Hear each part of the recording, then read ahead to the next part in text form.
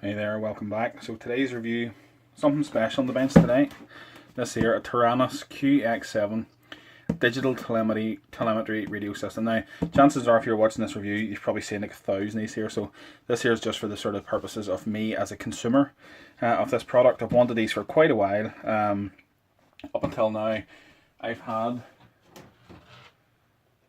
this here. This is my standard radio, the Taranis 9X, which has been a great little radio. I've modified it and put the ER9X on it, and yeah, it does great. At the minute, it actually has a module in it for flying sort of tiny whoops. But yeah, this here's been a great radio. I've loved the functionality. I just never really got round to upgrading from this here to a Taranis, just because I always thought it was going to be something. The Horus was something that was on the horizon. Didn't get great sort of reviews as a product, but this here little radio has served me really well. But I thought it was time to upgrade to something like this here. So I like the form factor of this here. I'll get into that in a second. Okay, so this here is going to be a bit of a review, and then I'm going to sort of go into the batteries a bit. So bear with me. Okay, so the box, pretty simple. FR Sky box, made in China. Some specs. Now I went for the white one, but these are available in a whole raft of colours.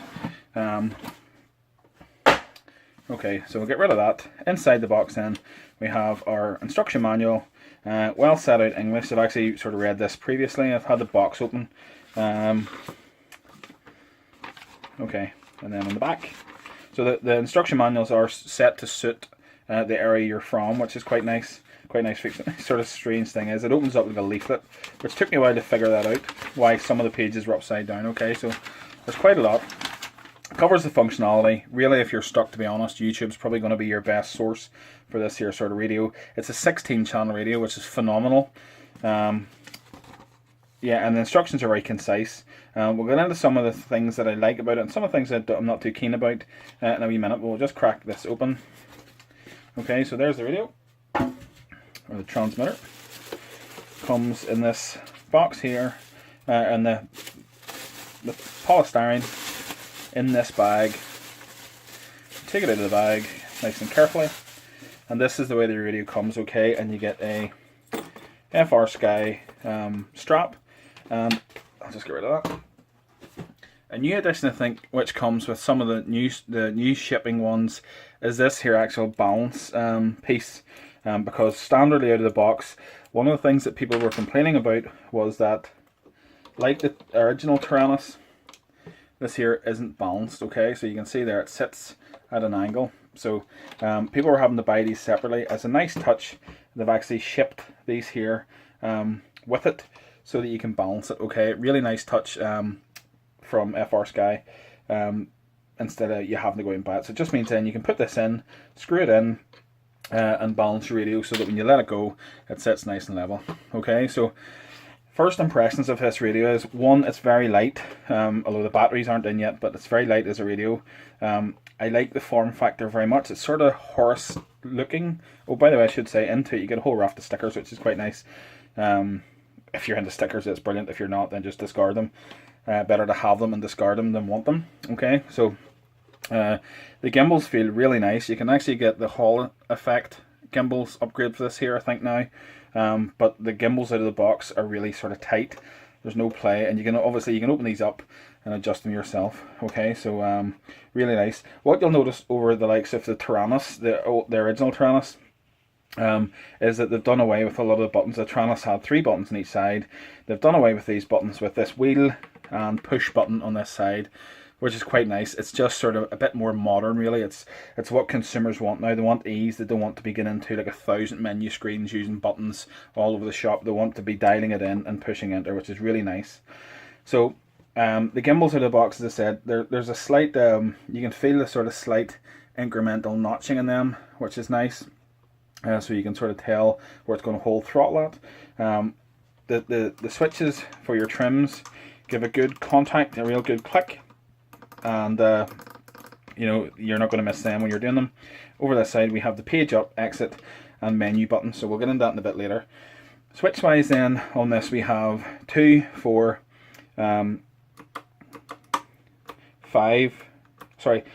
4 3-position switches.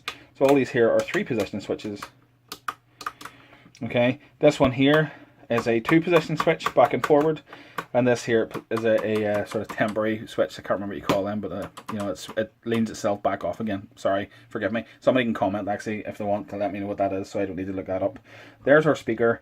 These here are our little pot switches. This one here has a detent in the middle, so when you turn it in the middle, you can feel the detent. It's a pretty good detent, and then you turn it off it. The left one for some reason doesn't have it.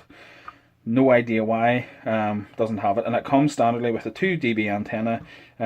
If you're watching this, you've probably seen there is mods to the batteries, there's mods to the antenna. So if you really were concerned about range in these here, you could swap that out for a 5 dB antenna, and we'll crack it open. I'll show you the insides in a minute. It is a very, very easy modification. If you haven't seen it, it's just a standard plug-in connector in the board with a little bit of hot glue over it.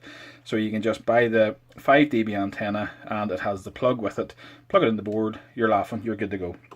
Okay, so comfort wise, the gimbals feel quite close to the edge. It feels as if you can, I have quite small thumbs, but I can navigate them quite easily.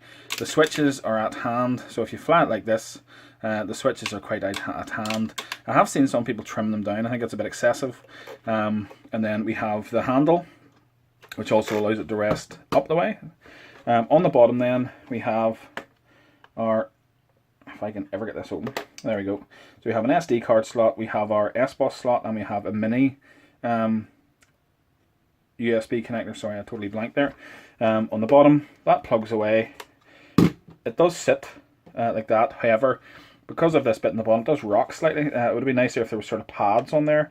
It doesn't come with rubber pads, which is a bit of a shame. Anyway, nothing major. On the top then we have our headphone jack on this here side, and then we have our jack in that there side for, what's that there? Headphone, and I can't remember. I'll check out the instructions in a minute, but there's 2 input jacks anyway. One for your headphones and one for something else. Okay, so on the back then we have raised rubber grips, which are really comfortable to hold. We have a module bay, which is quite a nice feature. So for the likes of my little mini module for my tiny whips and eSheen E010s and 836s and stuff, I can just plug it directly in there and it serves that purpose. Or if you want to put a long range one on the back of it, you can put that on it and it'll give you a lot more range. But it's nice to have that. Some of the radios don't come with that, they just have the internals, so it's nice to be able to switch that out. Okay, so if you had like Dragon Link type ones that you wanted to put in there, longer range for sort of gliders, etc., it takes them. Okay, here we go. So this here bit here is the battery bay. I mean, really, you know, 1, 2, 3, 4, 5, 6 AA batteries. You can get rechargeable ones for this here, but I mean, you're hawking about batteries. I'll show you now in a second just the modification that comes. This is really easy to take out, and it takes a 7.4 volt LIPO you can put in here. So I have a couple lying around. We'll try one here and switch it on just to save me hawking about 1,000 batteries here. So bear with me here, and we'll get started in taking this apart. Okay, so to take it apart, it's just 4 screws, 2 there and 2 in the bottom of the battery compartment, and then theoretically it should come apart. Okay, so when you take it apart, just be careful. You can see there it's just a standard sort of balance plug connector that plugs this in. So we'll just unplug that first. Okay, so it's unplugged, and then we can just push this bay out. Now we'll keep this there obviously just in case we need it, but it pushes out really easily. Okay, so while we're in here, we'll just have a little look at the internals of it and see what this sort of looks like. So inside it then, it's a pretty nice molding. The handle's held on with these bolts. There's no over molding. It's I don't think it's an AB. I think it's just a standard plastic. I don't think there's any sort of fiberglass reinforcement or anything. Not that that really matters. And you can see here where it's actually been like over molded through the mold, which is good to hold that on, so it comes right the way through. It's not just glued on. That's a nice touch. Okay, so inside this bit then we have our gimbals. Okay, so this here is a mode 2 one. You can swap these over yourself if you want, but here we have the adjustments then for the sort of sensitivity and stiffness of your gimbals. The quality of the board's really good. The components are all sort of well laid out. The board looks quite neat. Some of them, the early ones that shipped, didn't have this S-Bus connector on it. It just had 3 empty slots, so it's nice to see now that these versions are coming with them on it. You don't need to put anything on yourself. So then we have our little balance connector. We have our central board with our sort of module that we can put on, and then we have our switches. Another thing people were complaining about in the earlier models was that the heat shrink seemed to be a bit hit or miss on these here switches, so it's nice to see that all these here switches come well sort of heat shrunk. We have a little vibrator here, little motor, offset weighted motor on the top, so this here will vibrate. Yeah, really well laid out. You have these little connectors here like to channel the wires to keep it nice and tidy inside, which is a nice touch as well. Yeah, overall I'm sort of quite pleased. Now this here would really sort of take to a 5 dB antenna mod really easy. Just crack it open, swap this bit out, a bit of hot glue in there. Sorry, I was mistaken. The earlier ones were the connectors. This here one is actually soldered directly on. However, it's just soldered on with 2 pads, so it'll be really easy.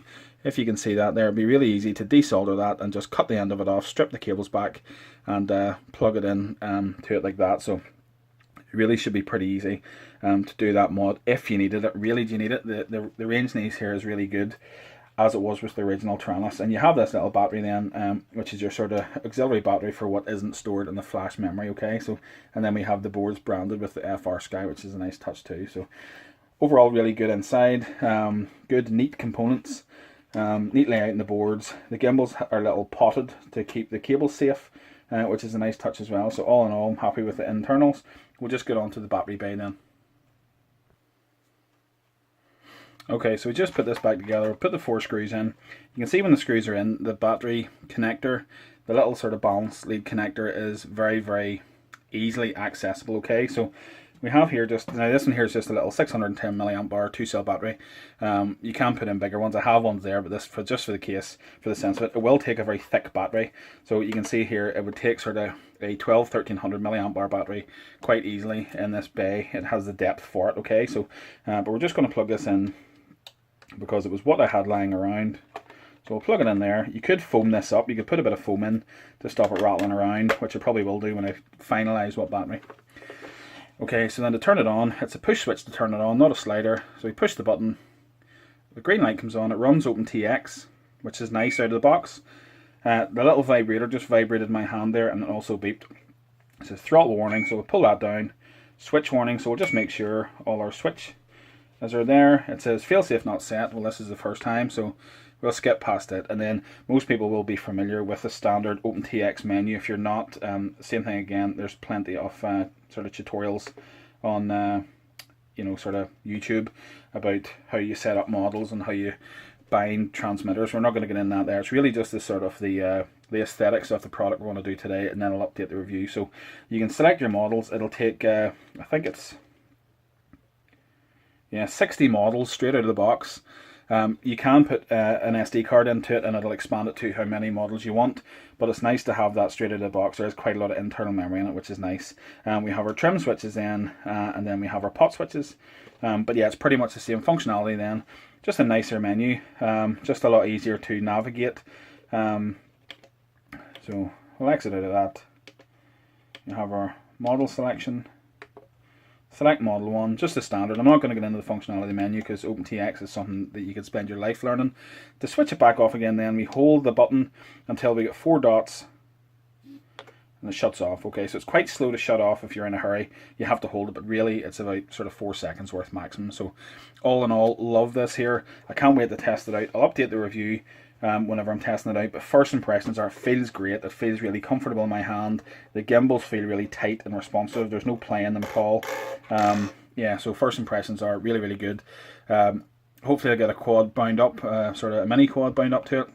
But my intention is to use this here on a DJI F550 for some sort of photography sort of shots. So I'll maybe put a bit on when I have the gimbal and stuff set up in the camera. But overall, first impressions are this looks really good. I'm really happy with the functionality. I'm really happy with the feel, because I know the Taranis is a good product. I'm not really worried about that in terms of range and stuff. It was more the aesthetics and more the sort of comfort in my hand I was worried about, because I knew that the actual hardware would be there. So all in all, really happy. Couldn't be happier.